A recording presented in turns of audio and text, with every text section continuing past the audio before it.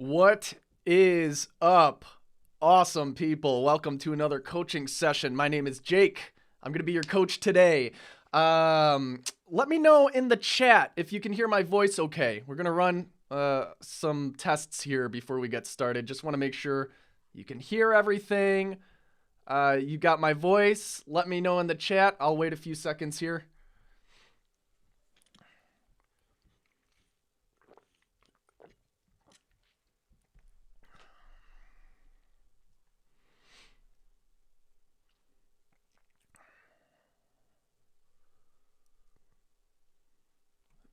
David, Perry, voice okay, voice loud and clear, awesome. Mark, Lee, voice okay, awesome. Let's check out the DAW.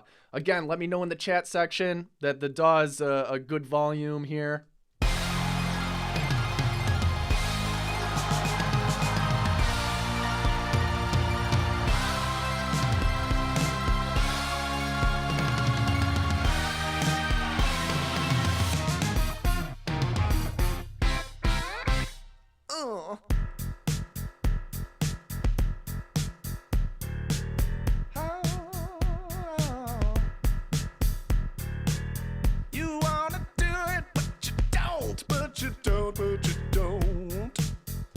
Okay, cool. It looks like we are rocking and rolling.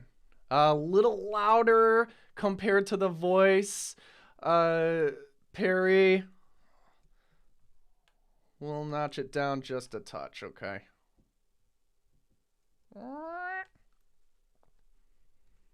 Cool. Yeah, that's right. Funky, baby. Woo! All right. So what is up? Judd, David, Andrew, Eric, Perry, Mark, Thea. Awesome. Lorenzo, what's up, man? Mark Allen, Andrea, John, welcome. Welcome to your first session, man. 502 Tone, Jeff, what's up? Nolly 85, what's going on? Lee. Azumani. Thea can hear me all the way to Norway. Awesome. Jason, what is up, dude? Julian, what's going on? Katie. Cool. John from Sunrise, Florida. Awesome. Hudson, I love this. Just came in. Song sounds like if Queens of the Stone Age made 80s funk. Sweet. Two of my big influences, actually. So that makes sense.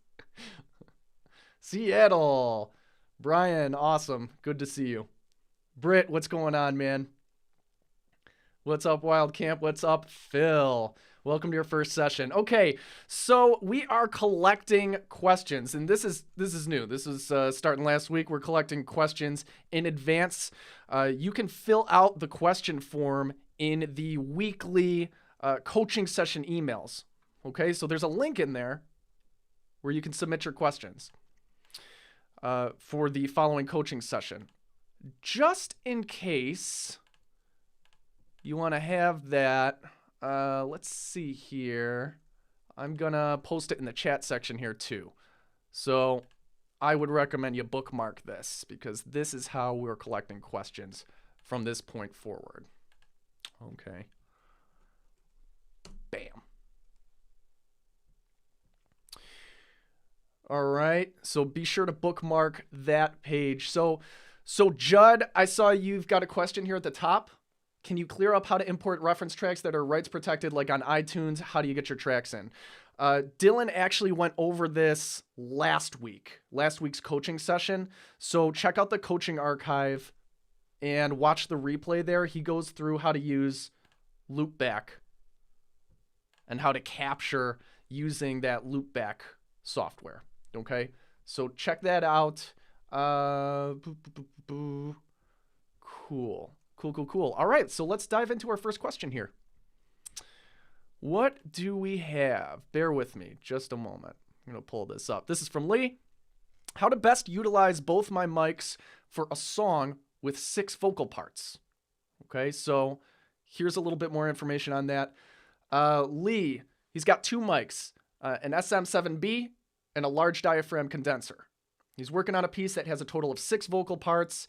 He's going to be performing each of the parts, 1 lead vocal, 2 harmonies to that, then a second lead vocal with its own harmony, plus a spoken part. So the song has choruses, pre-choruses, and verses. Given the above, what's a good mic choice strategy for the different parts? Okay, so I can't give you like a best strategy because this is kind of like an artistic decision, right? But here, the SM7B, a little bit warmer, right? Large diaphragm, maybe you're going to get a little bit more crisp of a sound. I would do the leads in, this is just what I would do here, right? No right or wrong answer, but I would do the leads in with the large diaphragm condenser mic. And to be honest, man, I'm super lazy, so I'd probably do everything just with the same mic. If it was my voice and I knew that my voice gelled with that large diaphragm condenser mic, then I would record all 6 tracks with with the same mic. And then if I want to create any kind of differences with that tone in the box, I would do that with EQ or maybe some like analog modeling plugins, like a preamp or something like that. Also, let's see, other thoughts on that. SM7B, let me think about this. Maybe the other way I would go with this is capture the leads with the large diaphragm condenser and then use the SM7B for the backups. You know, just because you'll get a crisper kind of sound from your large diaphragm condenser. Typically, you'll get a crisper kind of sound, more detail, and then SM7B just to change up the coloration a little bit. So hope that helps give you a few ideas. Again, there's no like best way. And it also depends, right? I know that's kind of like an ongoing joke, but it depends on what the other instrumentation is like in the mix, right? So you've got all of these instruments. Maybe you test it out. You know, you test out all 6 vocals on your condenser mic. You test out all 6 vocals on your SM7B. Well, record them all. And then you can always get rid of things, right? Just a few ideas. I hope that helps give you some kind of direction there. Let's move on to next question. Miles, love to see how you approach modern rap pop. I know they cross over a lot, but it's close to my genre. Really interested to see mainly how you approach mixing from a rap standpoint and how you go about mixing an MP3 file for a beat as opposed to having trackouts. So this song that we're working with here, funk, pop kind of genre, it's got some,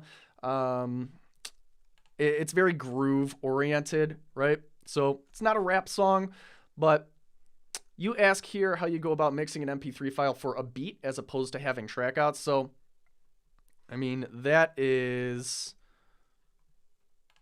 how I usually kind of like set up my sessions. All right, so I've got some bussing going on here, and I've showed you guys this before, how I usually kind of set up my stuff. We've got some like main group tracks here. I've got my wet effects here, and then I kind of break these down even further to just vocals, just instrumental, and just wet effects, okay? So basically, Miles, what you're talking about is not having access to all the individual tracks, just having access to the primary beat, stem, and a vocal, right? So, I mean, you're pretty limited as far as what you can do with that. I always recommend actually getting the tracks if you're able to. If you're not, you're stuck with just kind of processing these two tracks, right? You're just mixing two tracks together. Okay, so let's see, some tips here.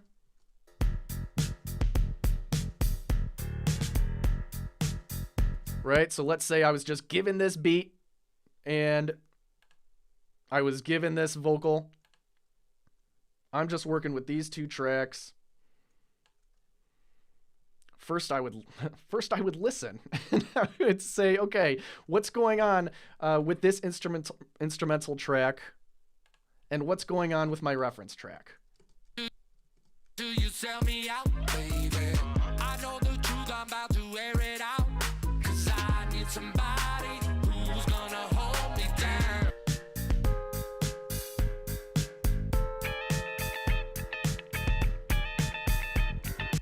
Okay, and I'd pick out the differences there between my instrumental track and my reference track, and then just try to bring those as close as possible. You are super limited, so you kind of want to stick to some wider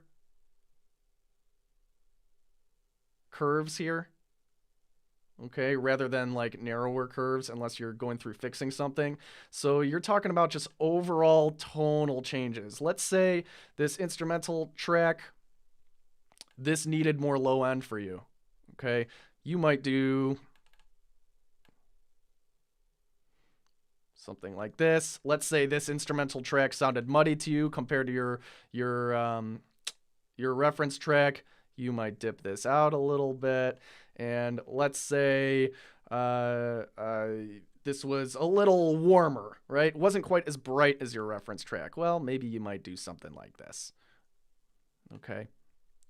It's just arbitrary moves. But notice how like everything is wider, right? If you start to notch things out, it starts to sound unnatural. The one thing you will want to kind of like really pay attention to is where the vocal is sitting.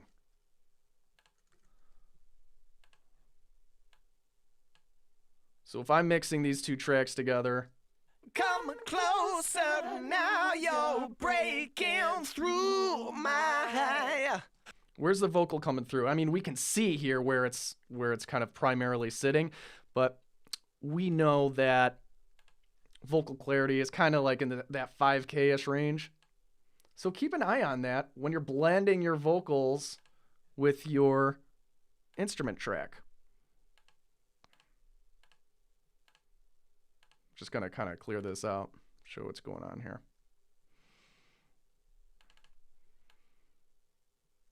So what I would do to make the vocal cut through this instrumental track a little bit more is sweep through and see when that vocal actually starts to pop through, right?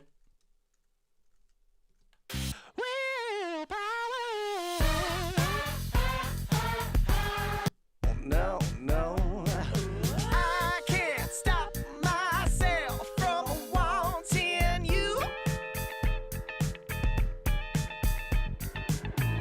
Come closer now, you're breaking through my willpower.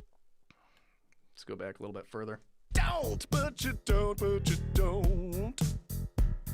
No. I mean, it's kind of hard to demonstrate. This is already completely mixed, but what you would do, man, is just sweep through here and listen for when the vocal starts to poke out of the mix a little bit more. Okay? And that's a surefire area like that you're going to want to cut so that that vocal can kind of pop through, right? And maybe on your vocal track, you want to do the opposite and boost that same area. Okay? There's no magic area here. You're just going to have to sweep and listen. But it might look something like that, right? You bring out the presence of the vocals a little bit, let that pop through, and cut back on the instrumental area a little bit to carve out some space for that. Okay, just a couple little tips, man. Hope that helps. Bear with me just a second, guys. Let me check out the comments here.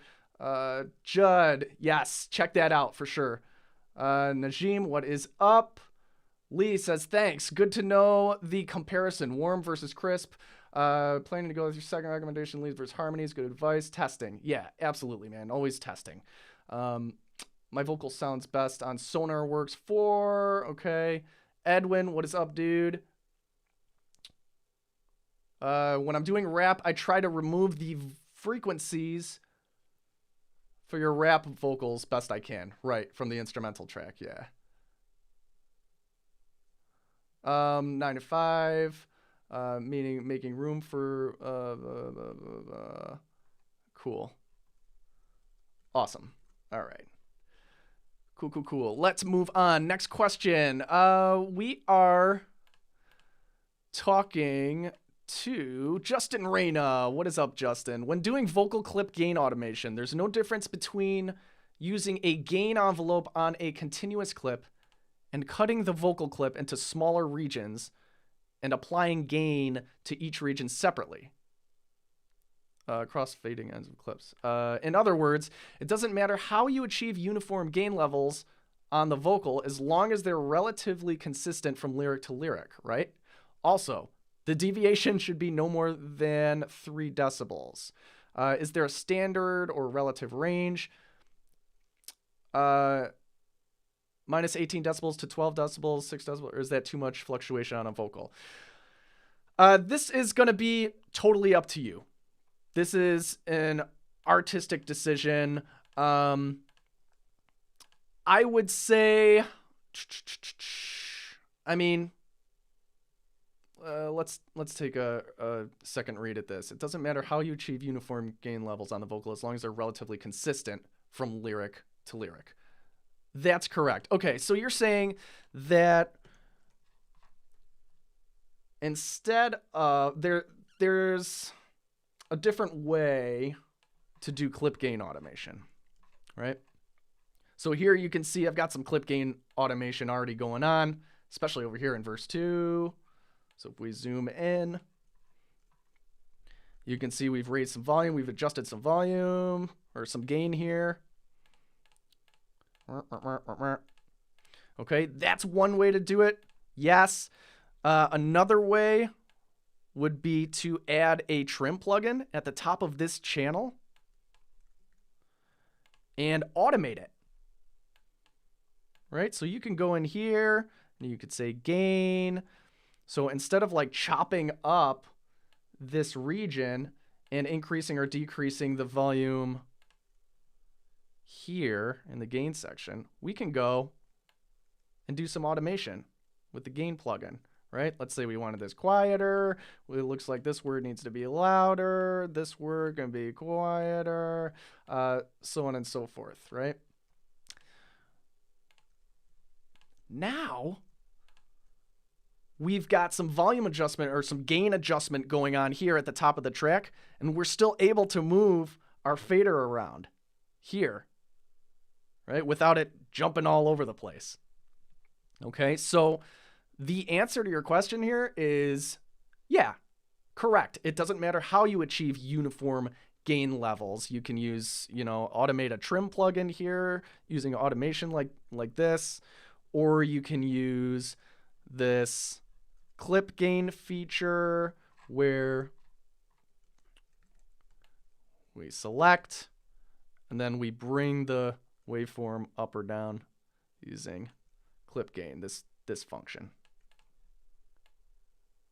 Right?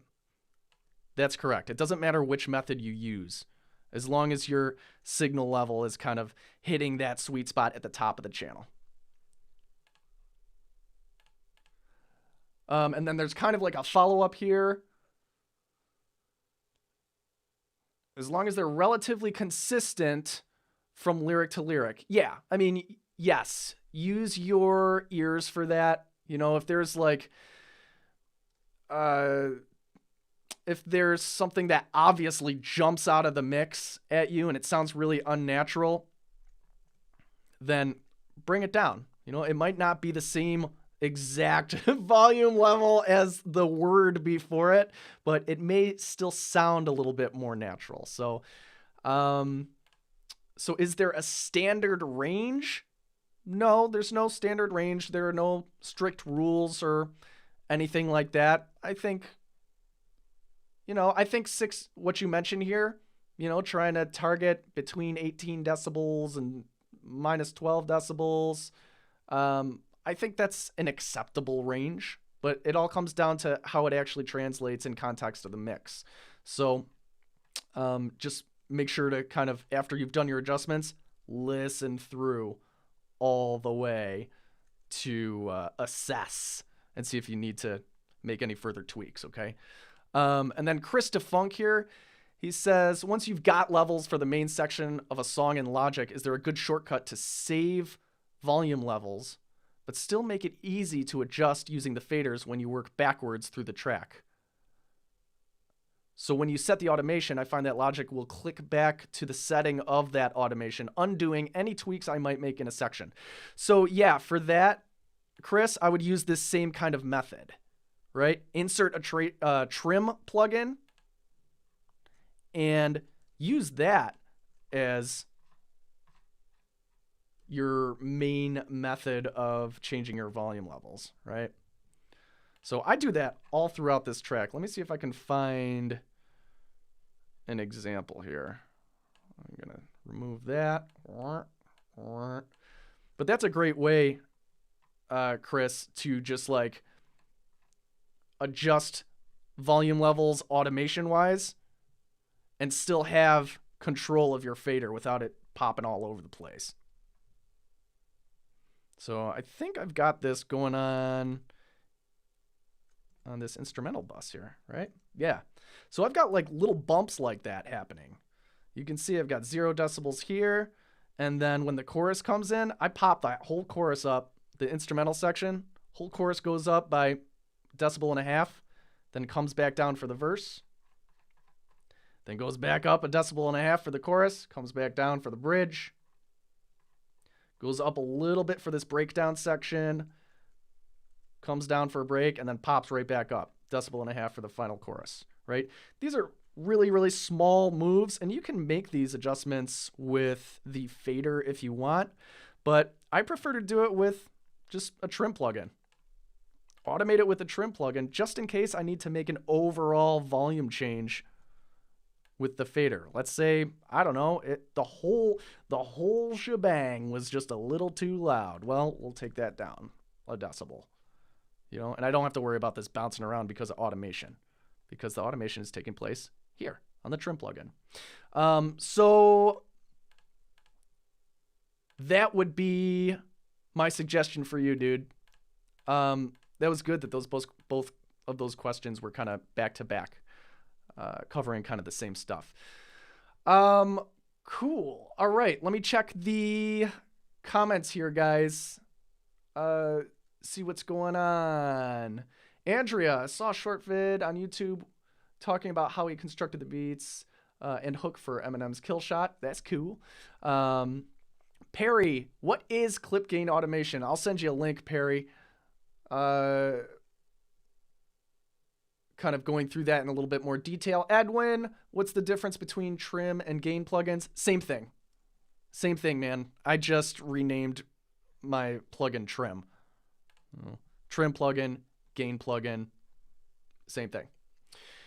And I couldn't even tell you why I renamed it Trim. No idea. Probably because I'm used to this inside of, I'm a huge Slate Digital nerd, so I'm probably used to using the trimmer inside of Virtual Mix Rack. And then just like one day decided it made sense for me to name this Trim.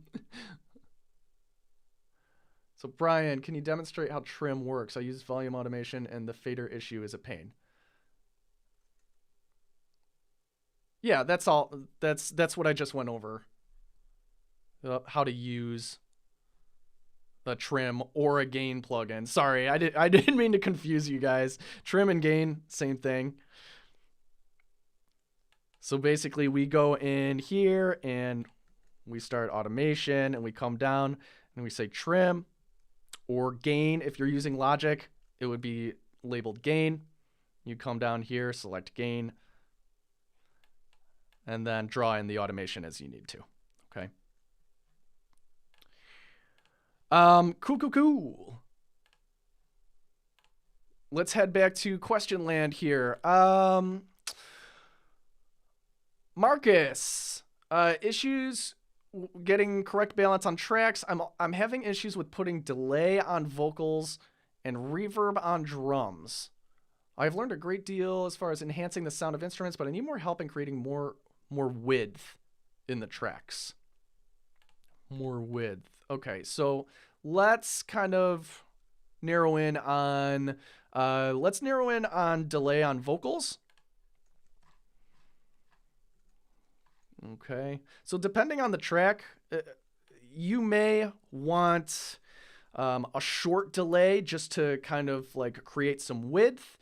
You may want a longer delay to use as an effect. Let me see if I can narrow down a good section here.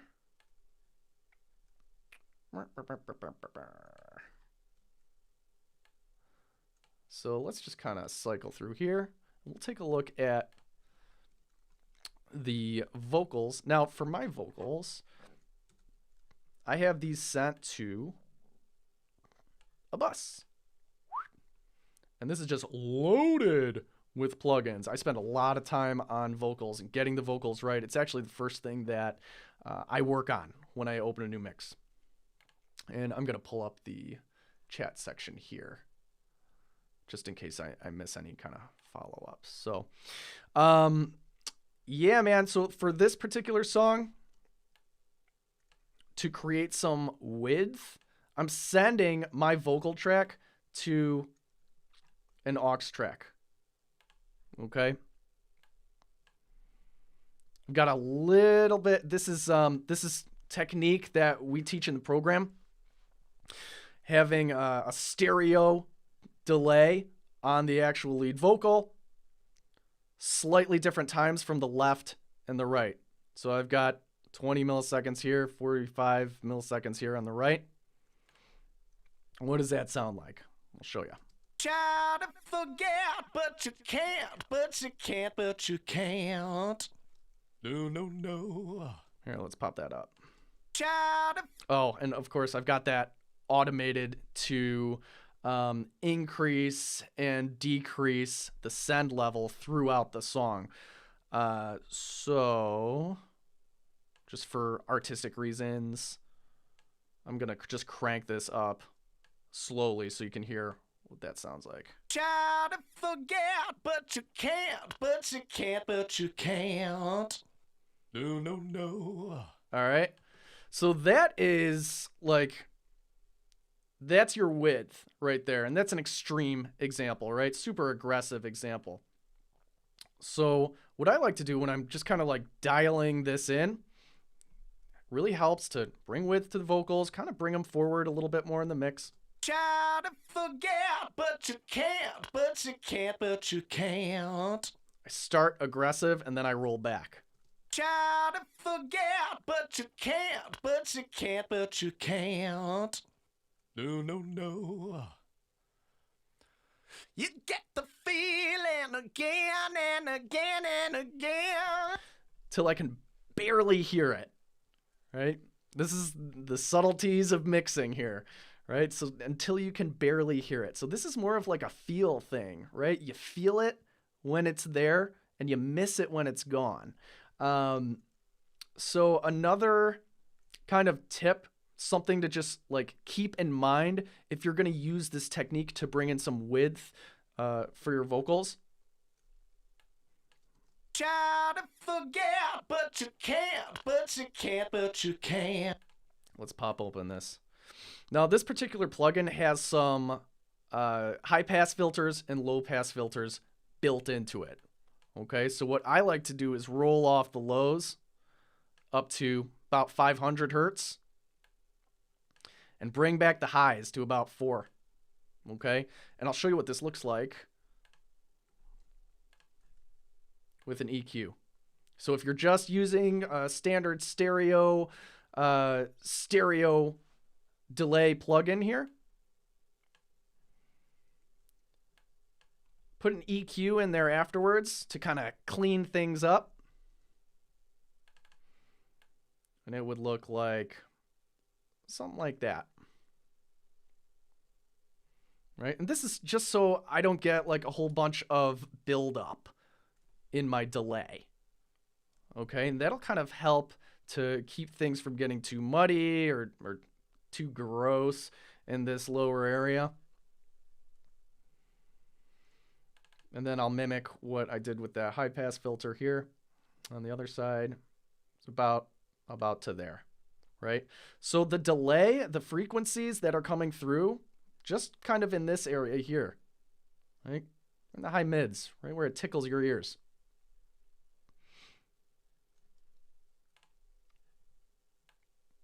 So just a quick tip for you. I can send you a few more resources there, man, too.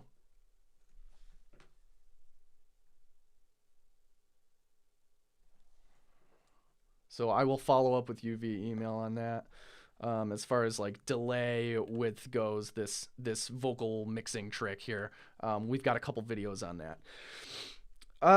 Let's see, and what else were we talking about? We were talking about reverb on drums. Reverb on drums. I can give you a few tips here. Reverb on drums. I rarely put reverb on my kick drums, right? But I'll send everything else to just a reverb track here, just like a room, drum room, right? So I've got this drum room dialed in. It's a medium space. And I've used this kind of technique that I just showed you for vocals, just to make sure that there's no like super low end build up here and the cymbals don't sizzle too much up here. They were sizzling, right? That's the whole reason why I put that EQ on there in the first place. It was just a little too sizzly. So we brought that down.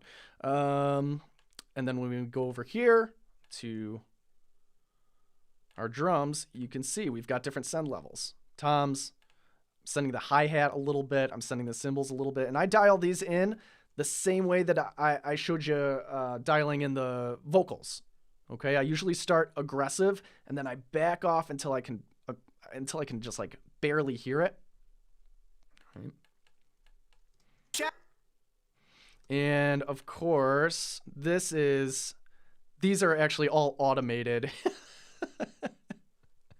As the song kind of like goes on, of course, all these send levels are automated to send more reverb to drums in specific spots, less reverb for drums in other spots.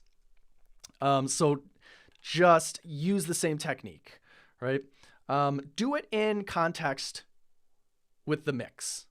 Okay, just remember that you're never going to be mixing any of this stuff in solo. Sometimes I'll show you guys things in solo, but honestly, you make all of these changes in context with the mix. Okay, that's what we teach in the program.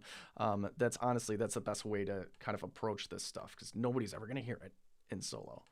So but you can't, you can see, I can show you a little bit of the automation here in the intro. I really kind of pumped up the snare, reverb.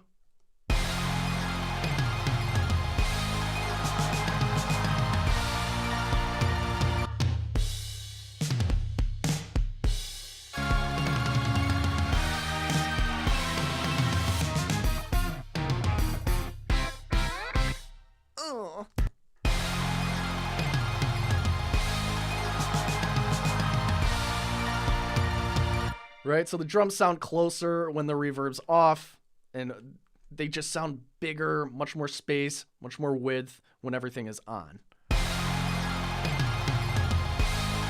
Now, I always like to keep the kick completely dry.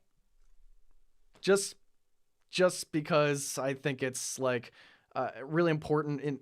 I mean, in the music that I make anyway, it's important for me to have that kick just like super in your face, less room. In other genres, that might not be the case, but for this particular song, at least, this funk kind of pop, and in rock too, I usually just do sends for the individual tracks as needed.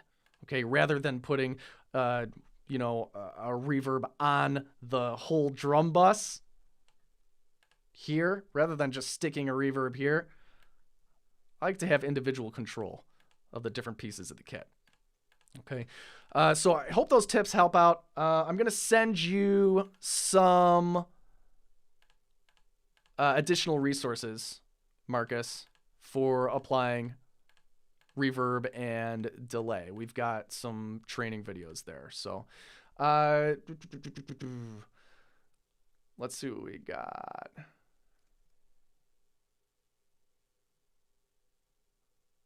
Just checking out the comment section here, guys. Seeing if there are any follow-ups here. Lorenzo, doesn't stereo delay give you a range option? Actually, you typed rage option. That would be awesome. But doesn't stereo delay give you a range option? Couldn't you cut lows there without the EQ? Yeah, absolutely. So I assume you're talking about like Logic's version of their stereo delay. Where is it? There's delay. Stereo delay. So, yeah, exactly, Lorenzo. Exactly. So you can use that here. Let's say you're using this technique with a left and you've got a slightly different deviation on the right. Yeah, you can use the low cut here if you're using Logic, right? Yep, you can use that instead of an EQ also, right? Right on.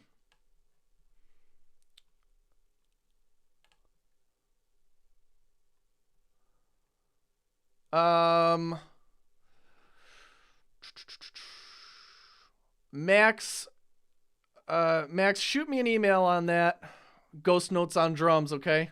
I'll respond to you directly there. Sick.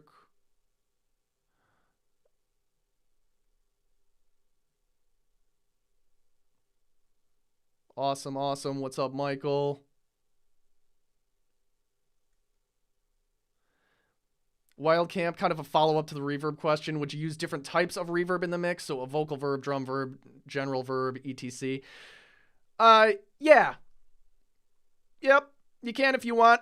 You know, it's the age-old answer. It depends. Vocal verb, usually plates are good for vocals or good for like instruments that or elements that you want to be forward in the mix.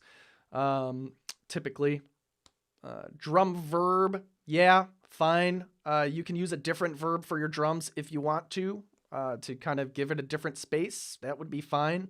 I've used like a chamber verb on drums. Chamber sounds really good on like claps and snares. And then a general verb. Yeah, I mean, if you want to add different types of reverb, totally fine. Totally cool. It's a great way to kind of create a little bit more separation between instruments, but keep that in mind. You know, you might not want a ton of separation. You may want mostly everything to kind of feel like it's sitting in the same space, right? And performing or in the same like area, right? So for me, I just keep it easy on my brain, and I usually just slap on a single room for like the majority of the instruments. You'll see bus 14 here. Bus 14, bus 14, bus 14. Yup. Bus 14, bus 14. I'm using this for everything. Okay. And then I've got a different reverb here, a halt for my strings. Cool. I've only really used that for strings, and then some vocals here. And then in my template, I have a plate set up for my lead vocals. That's where I want to create separation. This is my lead vocals most of the time, right? So I didn't actually use a plate for my lead vocals in this particular mix. I actually just used a little bit of that vocal width technique that we talked about and a little bit of echo that kind of automates itself on and off throughout the mix. Let's see if we can find that. I think probably in this pre-chorus. Can't stop myself from wanting you. Yeah, you can see like the send levels kind of changing as we move from verse to pre-chorus. I can't stop myself from wanting you. So if we solo that, I can't stop myself from wanting you. a little bit of a slap. I can't stop myself from wanting you. And then off. I can't stop myself. So just a great way to kind of like give it some depth without, muddying up or pushing it back in the mix. So I got a little sidetracked there, but we talked about using different reverbs. Cool.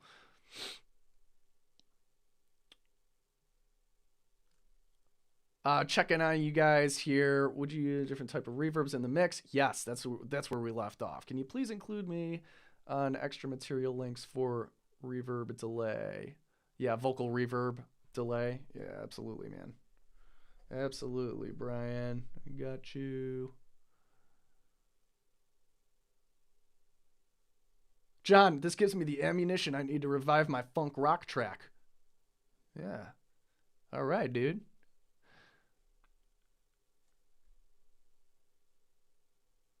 Oh, Andrea, please include me reverb delay material as well. Sick. Will do. Perry, I got you. Najim's right. Najim's right here. Guys, there are cheat sheets, areas in the program, things like that. Yeah. Definitely worth checking out. Always better to have more knowledge.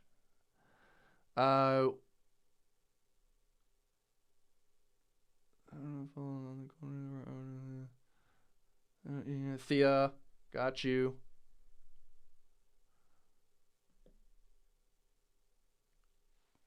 Cool.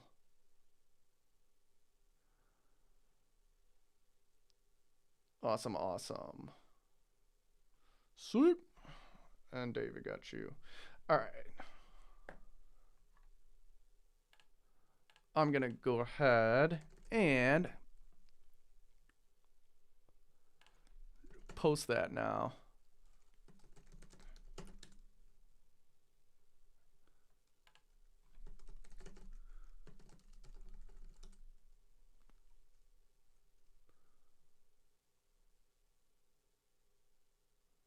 All right, stand by.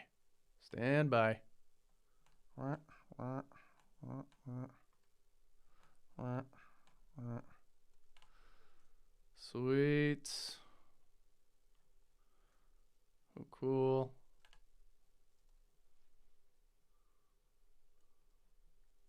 All right, guys. Coming up.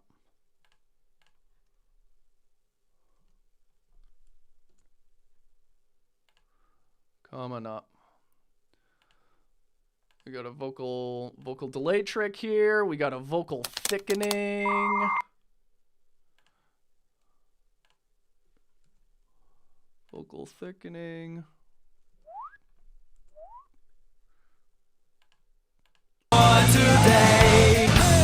Sorry if I just killed your ears, guys. That one took me by surprise too. Yikes. Cool. All right.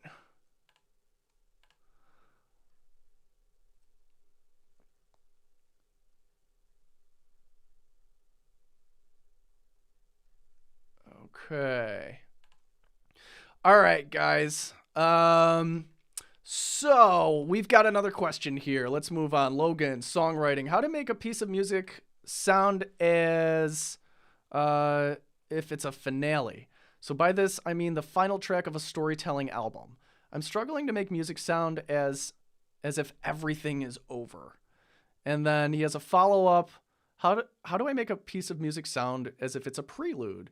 And by this, he means the first track of a storytelling album. I'm also struggling to make music sound as if everything just started.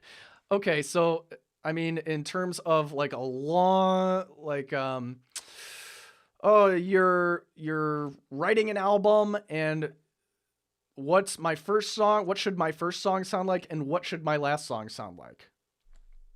Well, this is a huge like personal creative question. My advice for you is, I know, I'm sorry, Steve. I'm sorry, guys. I killed your ears with that last video. So my advice for you here is to listen to concept albums. Listen to the albums that you like and pick out the patterns of those albums. Is there a pattern that happens? Look at this. Hudson's got a great suggestion for you. The Prelude on Pendulum's album, Hold Your Color, is amazing. If anybody else can suggest some references here on concept albums or albums that kind of pop out to them as having like a great starting track and then like a really conclusive kind of ending track or finale track, drop them in the chat. Drop them in the chat here for Logan. Okay, but my main advice for you would be pick some of these out. Pick some of these albums out. Listen to the first track, listen to the last track. It should bring you some inspiration. Okay.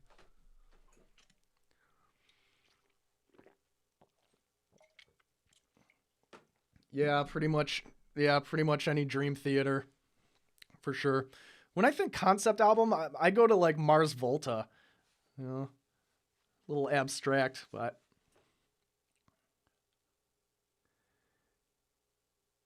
King Gizzard and the Lizard Wizard. Yeah, baby. Yeah. End of Pendulum's album, Silico, sweet.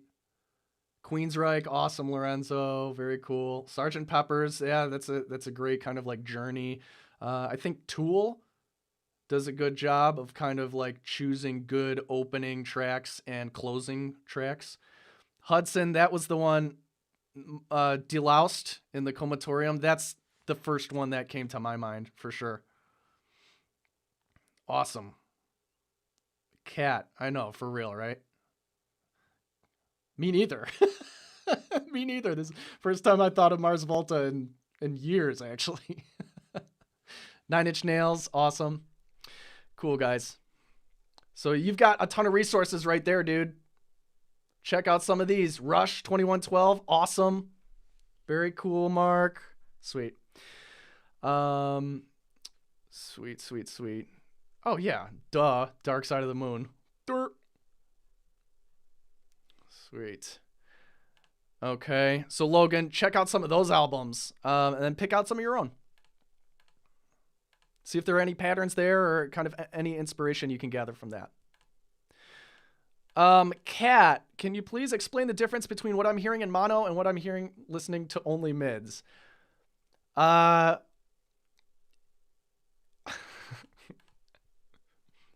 want to give you a smart answer here, which is I know, because I can't explain what you're hearing. But the difference is when we talk about mid-side, I think you're talking about like mid-side processing here.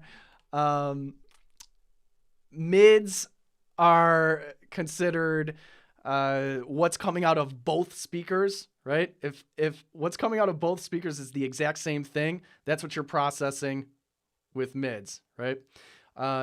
Sides is what's different between the left speaker and the right speaker. Okay. So if we were to go, let's take a look. What that might look like here. Or what that might sound like here. And typically this is kind of a technique that's used in the mastering process. So output balance. On this particular plugin, I've got an output balance of mid and side. And let's just kind of like grab this intro section.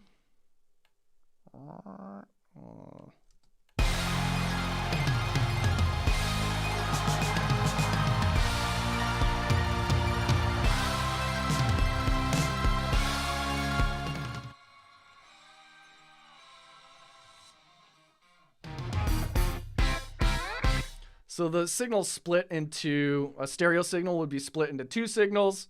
One signal is your mids, which is exactly what's coming out of both speakers. Both speakers are spitting out the exact same thing. And then the second signal, sides. Anything that's different between the two speakers. Okay, so typically with like EQ, you hear about like mid-side EQ. You can, kind of a common move in the mastering process here we can talk about is we've got a stereo mode, and then we've got a mid mode here. Okay, so right now I can make EQ moves to just the mids, right? And typically that would be things like basses and vocals, things like that. Well, a typical mastering move would be to just isolate the sides and then take out some of the low end content to kind of clear things up, clear up the content that's in the sides and make way for bass clarity in just the mids. Let's see if we can hear the difference here.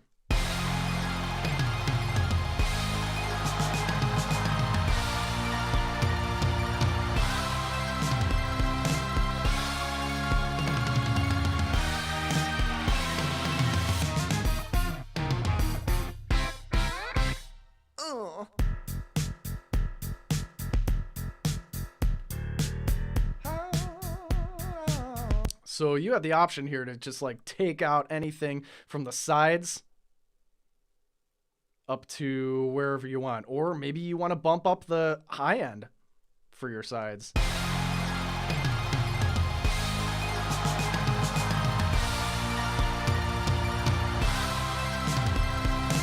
So this makes just the sides a little bit more crispy, right? A little bit more tickly without a ton of buildup directly in the center with all your kind of like your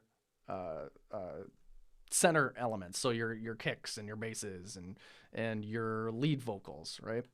So typically this is done in like a mastering process, but you can use it throughout the mix however you want. Kat, I hope that helped answer your question. I think, hold on, I had a really good resource for you if you guys want to kind of like dig into mid-side. I don't really use it that much. But here's an article from Mastering the Mix if you want to kind of like dig into that.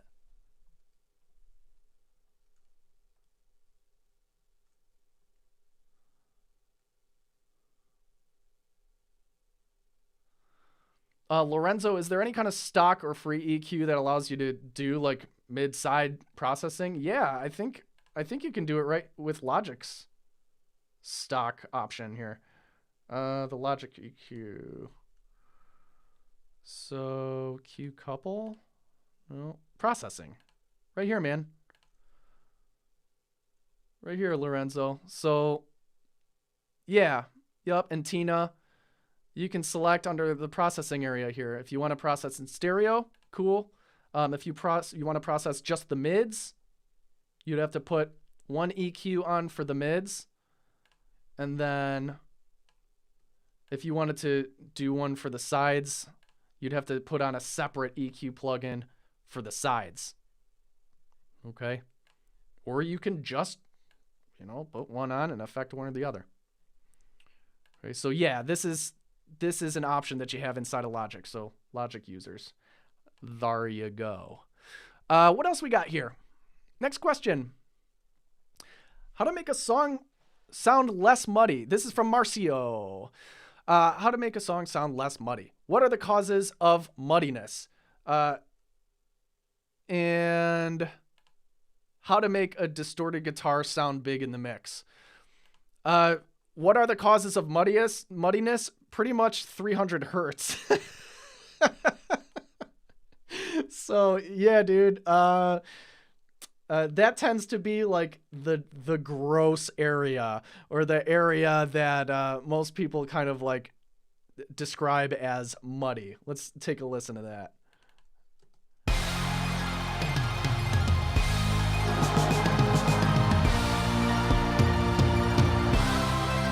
Is that what you're talking about? It probably is. Anywhere between this 200 and 500 range. Yeah, Jordan says, Jordan, too much low mids. Exactly. It does sound like a disease, Lorenzo. Muddiness. Blech, I've got muddiness. Between 200 and 500-ish, check your mix bus in this area, okay? That would be my first check. And if you can eliminate, maybe cut this area a little bit to eliminate that muddiness, awesome. Another way to do this would be to use, to locate which instrument is actually making your mix muddy.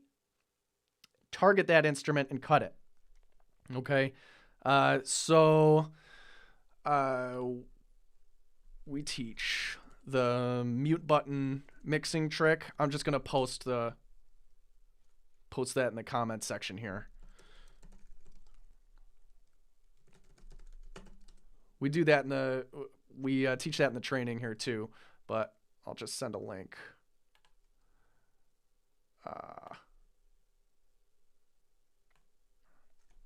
Wish there was an easier way to copy that out.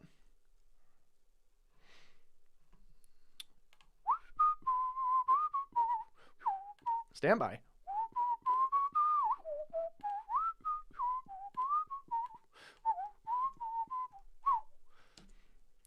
Yeah, Edwin. I mean, pretty much.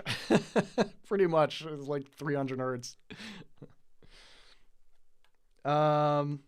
Cool. So yeah, this is another technique. Man, you can use this mute button mixing trick where you just kind of like, you go through and you mute each track, and as soon as your mix becomes not muddy, I mean, that's an indicator that the track that you just took out is the culprit. And then you would want to kind of address that with EQ. So check out that link that I just posted. It gives you a kind of more of an in-depth picture of what that process looks like. Tiff. What up, Tiff? Can you please demonstrate Logic Match EQ with reference tracks? Yes, I can. I actually do this regularly. So if I've got a mix here, I toss on a match EQ, and I'm just going to blow this away to show you what this process looks like. You guys may know a little bit about this. You may not. Basically, when I'm first starting a mix and I've got my initial balance all done, my no plugin mixing, so to speak, where you're just doing the mix with, you're just getting your initial balance with faders and panning. After that, my first step is to go into my mix bus here. I'm going to get rid of that. Is to check my mix bus against my references, okay? So I might do something like this. Ooh, my, don't, but you don't, but you don't. The kind you told me about. You bite your nail until you. But you won't, but you won't, but you won't. I'm about to air it out. 'Cause I need No. Okay, I'll listen back and forth. I'll say, okay, this reference track, you know, the vocals or overall, the reference track sounds brighter. Okay, maybe I'll go over to my mix bus and I'll add a little bit of brightness. In this case, what I did was I added a little bit around this between this 2K and 5K area for the whole mix. And for this actual mix, between these two reference tracks, I felt like the whole mix needed a little bit of a boost in the low end too. So I just boosted these two areas here. Right. So you can do that by ear. And then you can use something called Match EQ to kind of check your work. Okay. So this is how this works. You slap Match EQ on a stereo out if you're using Logic. This comes stock in Logic. Check your DAW. You may have a Match EQ plugin in your DAW, or just check Google if you want to see if there's anything out there that you can either purchase or anything for free. But basically, Match EQ works like this. You learn your current track.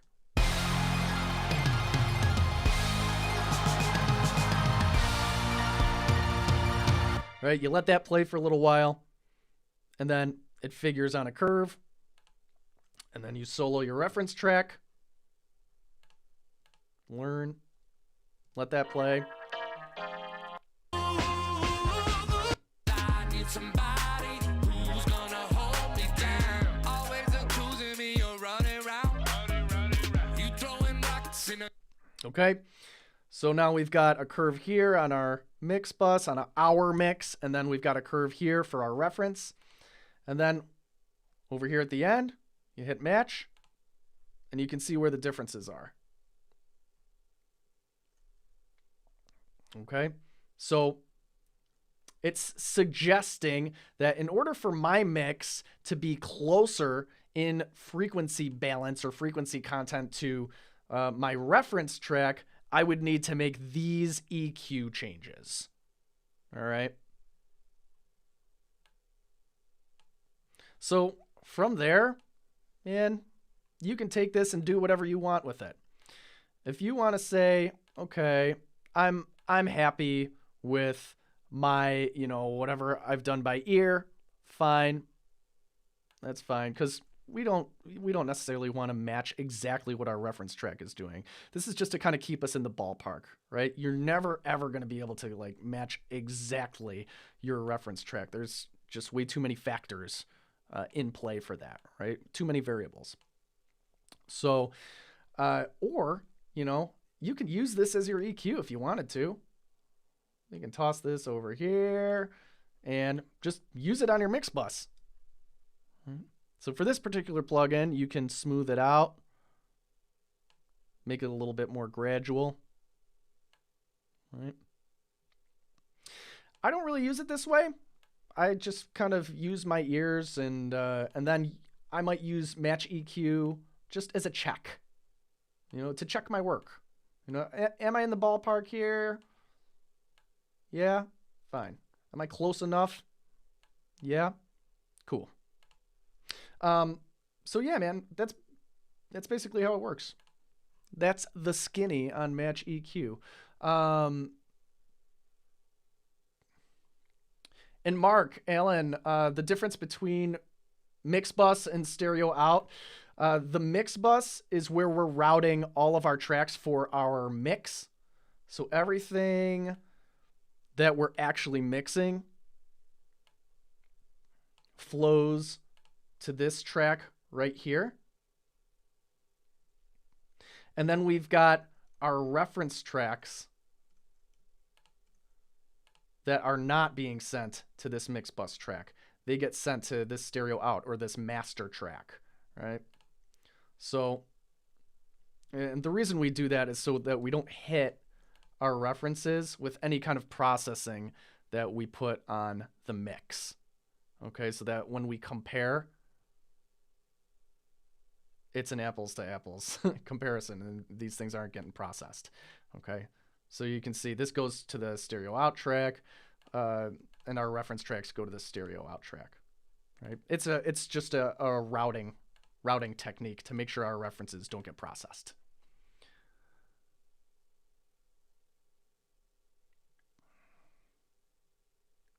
Yeah. Yep, mainly low boost, yep. Tiff, would you use the loudest part of the project? Yeah, typically, yeah, Tiff. With Match EQ, I would typically use the loudest part of the project. Mark Allen, aha, light bulb. Awesome, dude. Glad that helped. It's great. Love aha moments. Cool. All right, next question. What do we got? Tiff, I hope that helped.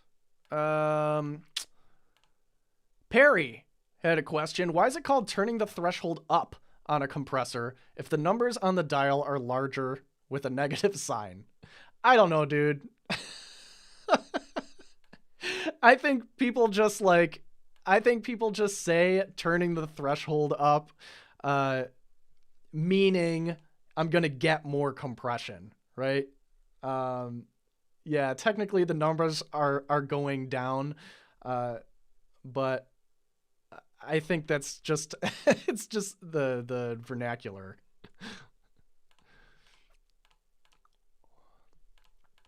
Not sure if that was the answer you wanted.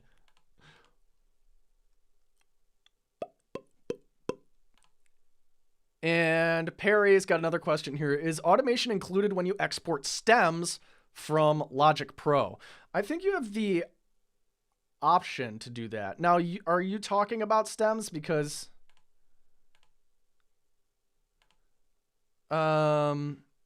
tracks and stems are different. So stems are groups of tracks. So this is a stem.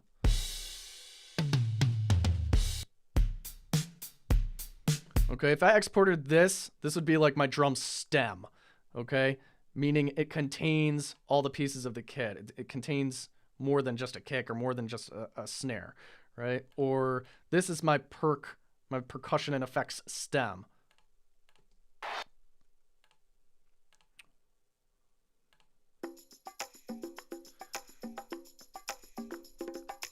Right? It contains more than just snaps, and it contains more than just those bongos. So those would be considered like your stems. These over here, your individual tracks, those would be considered your tracks, okay? So is automation included when you export these? I think there's an option. And I think this is a Logic specific question, but this could apply to other DAWs as well. So if I were to select that track, say one track is audio file, you can choose to include the volume pan automation. So it's just a checkbox here. So is automation included when you export from Logic Pro? It depends. It's up to you. You can include it or not include it. Totally on you, bruh.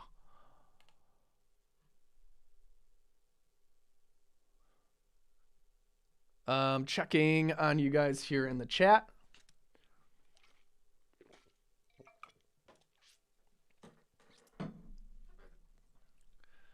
Perry, no, that answer is fine. Okay. Cool.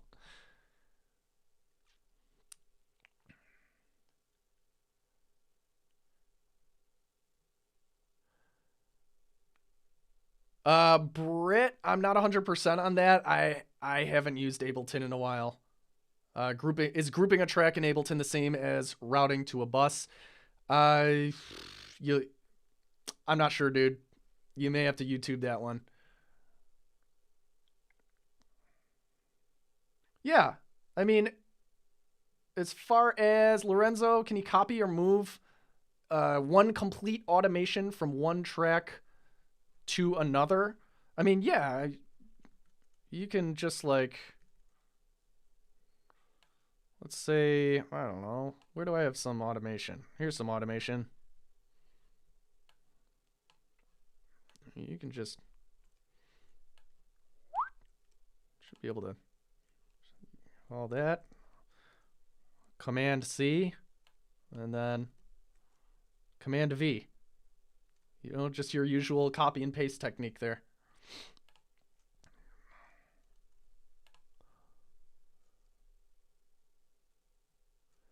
Tiff says, great, Jake. Just the details I was looking for on Match EQ. Okay, sweet. Glad that helped, dude. Perry, then we'll say tracks. Yep. Okay, you got it. Sweet. Is there a better way than going through each sound in the library if you want to recreate a particular sound?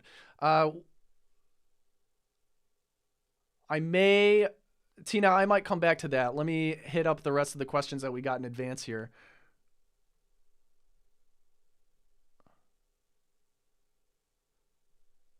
Thea, how do we create professional sounding artificial vocal harmonies in Logic's Flex Pitch? Ooh. We know a little bit more detail. We know the basics of Flex Pitch, and used on the lead vocal, which turned out great, but we struggle to get a good sounding professional result when we artificially create the harmonies. In order to save time, we created artificial harmonies. All the harmonies were derived from the same lead. We did subtle changes to the timing and pitch on each artificial harmony in an attempt to humanize. We tried using formant shift and a whole bunch of other methods, but the artificial harmonies still sound wobbly and flanger-like. So how do the pros do this? They record their harmonies. That's how the pros do it. It's, you know, you're going to get the most natural results and just really just pleasing results if you just record them, just track them. And then you won't need to try to humanize something because it'll already be human. It'll already be humanized. Yeah, that would totally be my recommendation. Just go back and track them. Track those harmonies. You can also use something like, you know, I'm sure there's some like killer plugins out there that can do this really, really well. Flex Pitch is good, but it's not like incredible. Melodyne, I would recommend over Flex Pitch. Flex Pitch can just give you some like really weird kind of like glitchy kind of artifacts. So I think Drew did a video on the Antares. Is it the Harmonizer? Or Harmony Engine or something? You know, if you really don't want to, like, for some reason record your harmony vocals and you're just like dead set on using the lead vocal as your as like your source audio and then just kind of like building harmonies off of that, something like the Antares Harmonizer. Let me see if I can find this, and I'll put the link in the description here. Bear with me. Uno momento, por favor. Musician. Instant vocal harmonies. Harmony Engine in Logic Pro. That's the one. Derp. Harmony Engine is a great plugin for this kind of thing. Jow, jow, jow. Bam.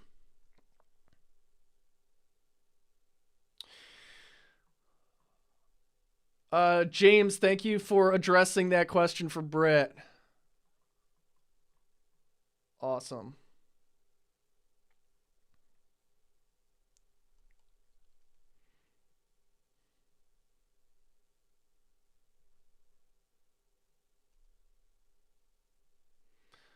So cool. All right, guys. I think that brings us to a close. I was able to go a little bit over today. Super awesome. And it looks like we hit all of the questions that we got in advance. Again, watch your emails on Wednesdays. We are sending you that form every Wednesday. Again, oh, sweet. Musician on a Mission. Is that the form? No, that's what I just posted. Derp. I will post that form one more time for you here in the chat section. You can bookmark it and ask your questions there, and we'll hit them up in the next section, in the next coaching session.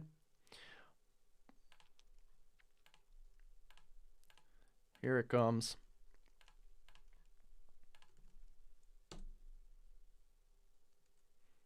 Okay. Bookmark that bad boy. Oh, clip automation. Thanks, Perry, for reminding me there.